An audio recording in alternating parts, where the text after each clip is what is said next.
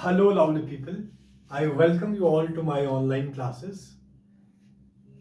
आज की क्लास में हम टॉपिक को स्टार्ट करने से पहले कुछ दो चार इम्पोर्टेंट बातें करने वाले हैं और वो बातें जो हैं वो आपको डेफिनेटली हेल्प करेंगे कि how to crack first of all UGC NET in English, then master cadre as far as English subject is concern और अदर कॉम्पिटिटिव एग्जाम्स जो आपके इंग्लिश से एसोसिएटेड है, लाइक पीजीटी का एग्जाम है, टीजीटी का एग्जाम है या और भी बहुत सारे एग्जाम्स हैं। तो आप सबको जैसे कि मालूम है कि यूजीसी ने एप्लीकेशन फॉर्म्स जो है आउट कर दिए हैं, इनवाइट कर दिए हैं।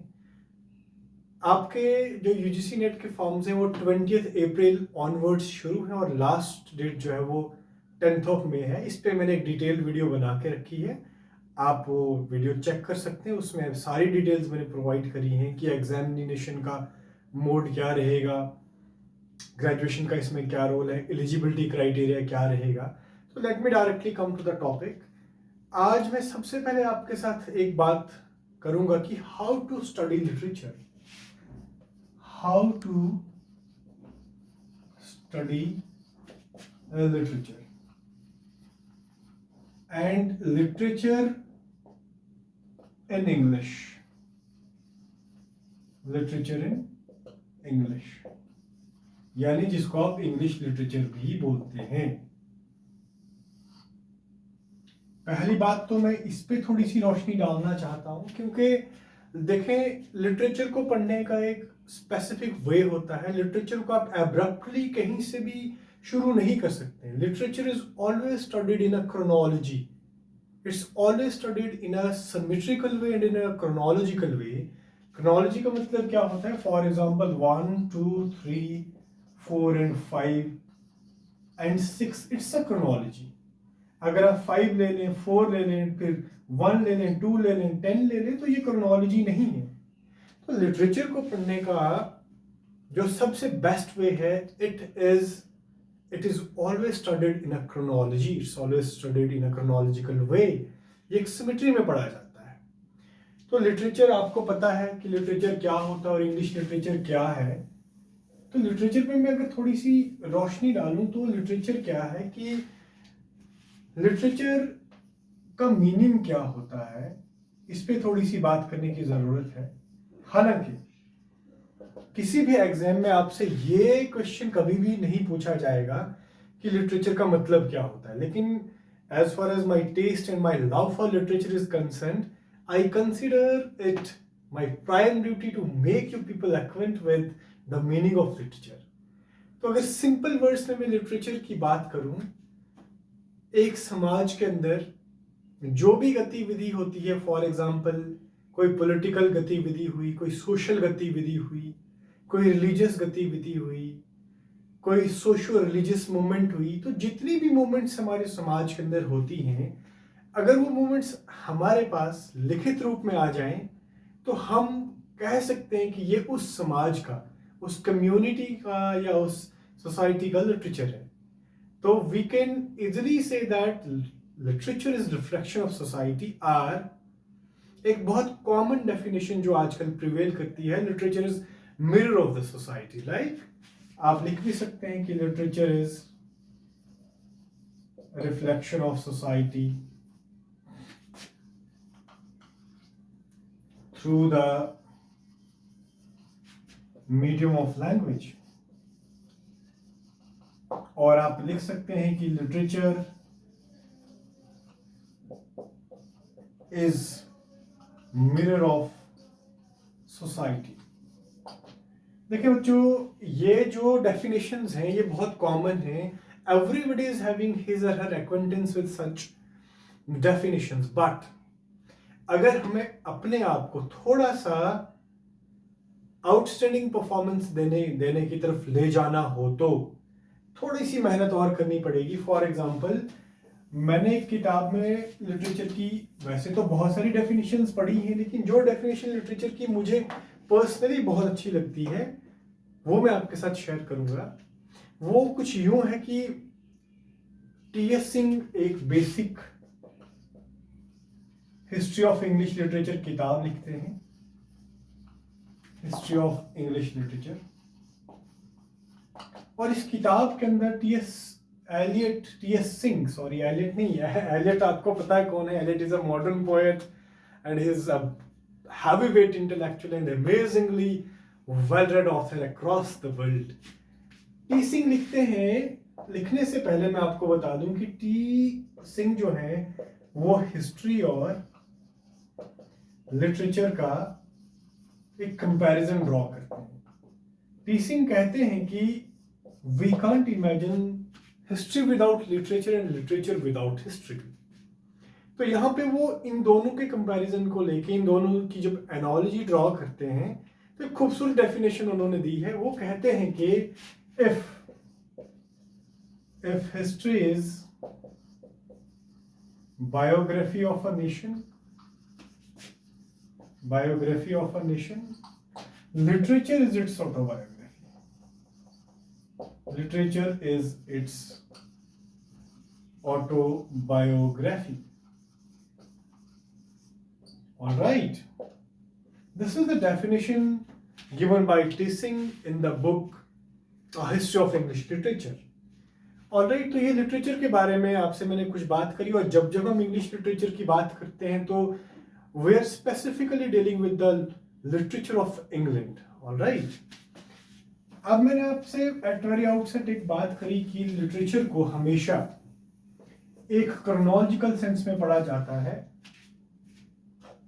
आप किसी भी एग्जाम में चले जाइए जो लिटरेचर से एसोसिएटेड है, जो लिटरेचर से वाबस्ता है, तो पहला जो पॉइंट आपको, चाहे वो यूजीसी नेट की बात करें, मास्टर कार्डर की बात करें, टीजीटी की बात करें, पीजीटी की बात करें, पीएचडी एंट्रेंसेस की बात करें, तो आपको सबसे पहले क्रोनोलॉजिकल सेंस में इंग्लिश लिटरेचर के टाइम पीरियड्स का पता होना चाहिए।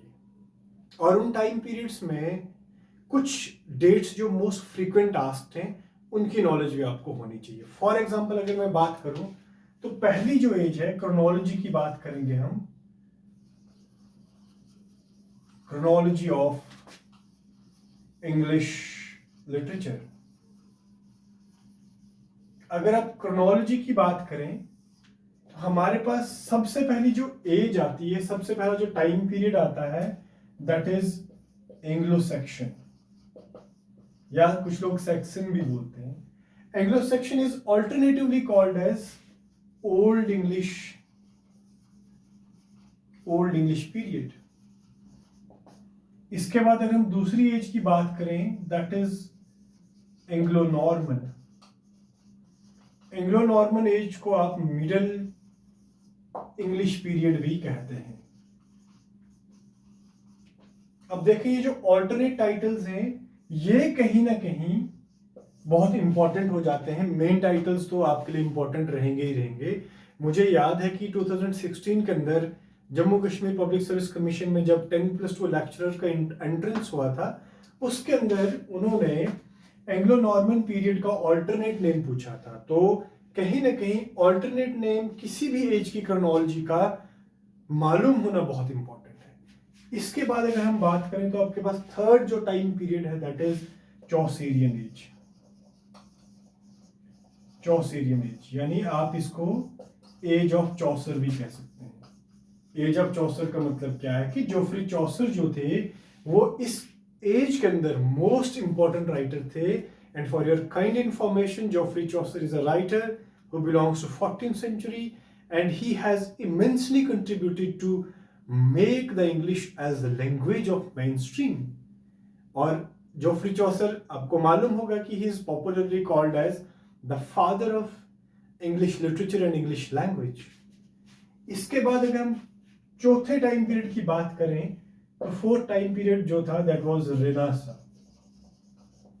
Renaissance time period, renaissance age आप इसको कह सकते हैं।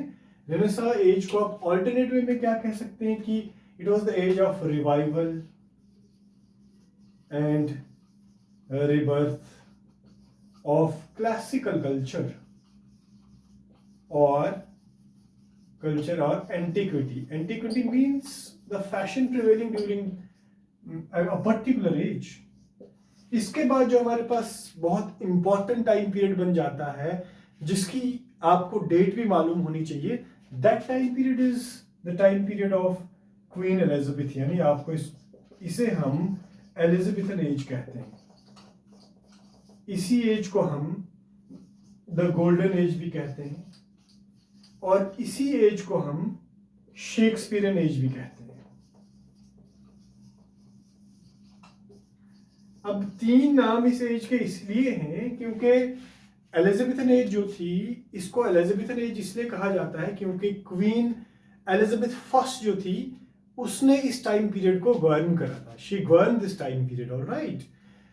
गोल्डन टाइम पीरियड इसलिए कहा जाता है क्योंकि एलिजाबेथन एज से पहले, यानी 15वीं सेंचुरी एज भी इसको कहते हैं हम, 15वीं सेंचुरी एज भी कहा जाता है इसको, यानी 15वीं सेंचुरी एज से जो पहले का टाइम पीरियड था, उस टाइम पीरियड के अंदर अगर आप लिटरेरी ऑनर की बात करें तो poetry was most important honour before 15वीं सेंचुरी। और इससे भी पहले की अगर हम बात करें तो हमारे पास जो लिटरेचर था, that was not in a written form, that was called as anonymous literature, और the literature was in oral form.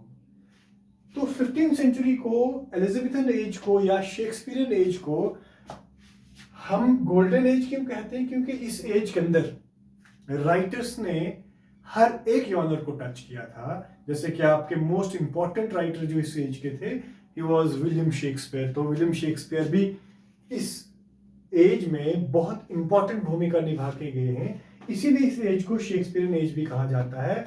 And as far as the literary career of Shakespeare is concerned, he touched every genre of English literature. He touched every genre. For example, उन्होंने sonnet भी लिखे, उन्होंने poetry भी लिखी, उन्होंने tragic comedy भी लिखी, उन्होंने कॉमेडी भी लिखी, उन्होंने ट्रेजेडीज तो लिखी थी। ऑलराइट, तो कहीं ना कहीं गोल्डन एज इसको इसलिए भी कहा जाता है। ऑलराइट, इसके बाद डिटेल में हम इसकी बात तब करेंगे जब हम इसको डिटेल में एज को डील करेंगे, जब हम क्रिस्टोफर मार्लो या शेक्सपियर को डील करेंगे। 6th जो एज थी, that was, I mean the age after Elizabethan was restoration age. Restoration age की डिटेल में जाने से पहले आपको ये मालूम होना चाहिए कि एलिजाबेथन एज का टाइम पीरियड क्या था। तो टाइम पीरियड था 1558 टू 1603। ये टाइम पीरियड एग्जाम में, यूजीसी नेट के एग्जाम में बहुत बार पूछा गया है, तो please pen down this time period. 1558 to 1603 was the time period of Queen Elizabeth I, or the Shakespearean age, or the 15th century literature. Restoration age की अगर हम बात करें तो मुझे अभी याद है बिल्कुल कि एक बार यूजीसी नेट के एग्जाम में ये चीज पूछी गई थी कि what thing was restored in restoration age. देखिए, रेस्टोरेशन का मतलब है कि कोई चीज रेस्टोर हुई थी, कोई चीज दोबारा से रिस्टोर हुई थी, इंप्लीमेंट हुई थी, तो that thing was monarchy. Monarchy was restored. ये क्वेश्चन डायरेक्टली एग्जाम में एक बार पूछा गया है कि what thing was restored, it was monarchy. Alright, आगे की बात करते हैं कि रेस्टोरेशन एज के बाद आपको कौन सी एज क्रोनोलॉजिकल सेंस में डील करनी है। रेस्टोरेशन के बाद आपकी जो एज आती है, that is new classical age, very important age from the perspective of every competitive exam associated with literature. New classical age को आप ऑगस्टन एज भी कहते हैं। ऑलराइट, इसी एज को आप सूडो क्लासिकल एज भी कहते हैं।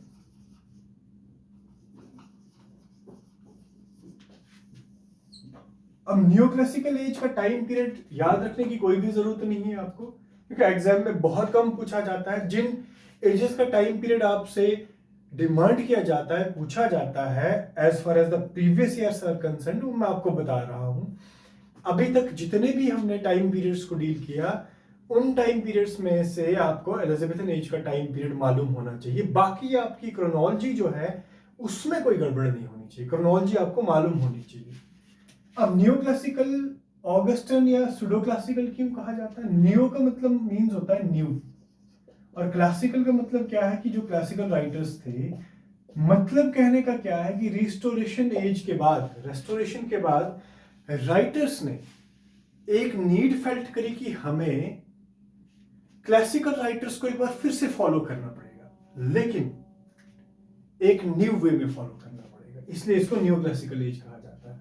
ऑगस्टन एज इसलिए कहा जाता है क्योंकि किंग ऑगस्टस के नाम पे इस एज को बिल्ड किया गया था। ऑलराइट, इसके बाद अगर हम न्यू क्लासिकल के बाद की एज की बात करें तो इट वाज प्री रोमांटिक।